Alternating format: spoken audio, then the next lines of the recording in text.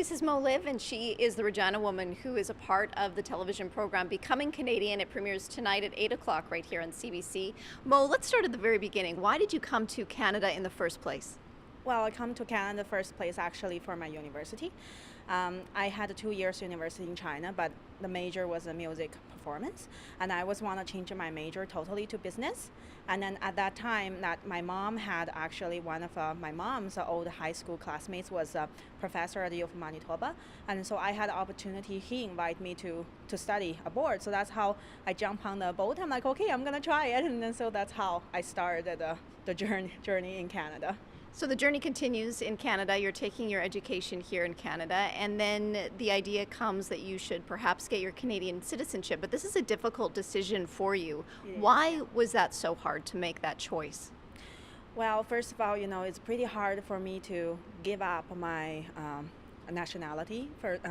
Honestly, like I love my country, and then it gave me a lot of 20 years I'm there, and it gave me a lot of a background, that cultural, the wisdom, and all of a sudden that I did adapting to the life in Canada. I would say very well, and I have my son here, but it's still like make me feel like I have to give up something to gain something, and still kind of a struggle for me. And also my parents, honestly, they're back home, and so if I'm a Canadian citizen, I have to get a visa, go back to my own country. I feel like, oh, okay. So it's a little kind of odd feeling for me. So do you ever get to go back and see your parents then?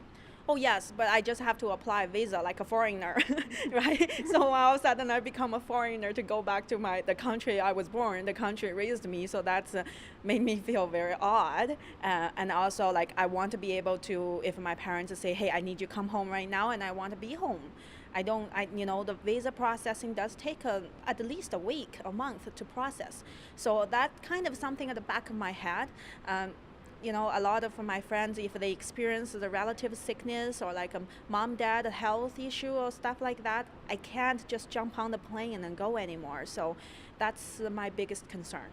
It was a lot to weigh. Ultimately, you chose to become a Canadian citizen. So what were the pros that made you make that choice?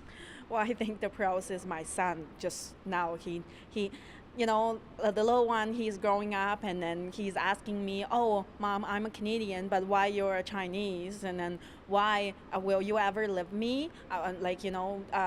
Stuff like that, asking me those questions. And then I wanted to teach him, as a country who raised you, and you need to honor and love the country you belong to. So I need him to understand that absolute loyalty. You do have to have that. So I have to make a decision to be able to demonstrate for him, to make him to understand, be a Canadian citizen. That's me. You need to contribute for your country. That's me. You need to love the people surround you, and then be appreciated. How is life different for you in Canada compared to being in China? The life is totally different, and I did a lot more than I imagined I would never ever do. That's for sure. I have to say I enjoy it so far very much. Well, happy Canada Day, and thanks for sharing your Canadian citizenship story with us. Thank you, and happy Canada Day.